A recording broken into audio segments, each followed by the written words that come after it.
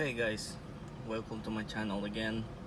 Supra Mobile Service with this truck. It's a 1995 Xfinity. The owner was complaining of electrical issue every time he puts the truck in gear.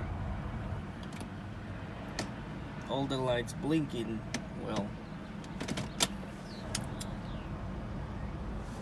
the handle, you remove this cover, and on the side, right underneath here, there is the shifter cable.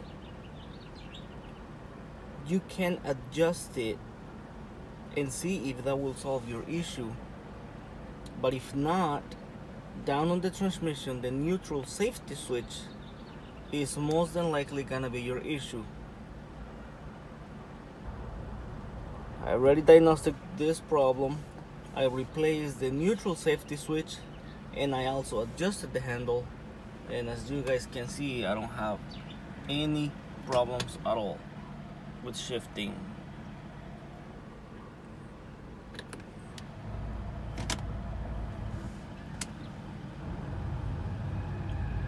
So there you guys have it.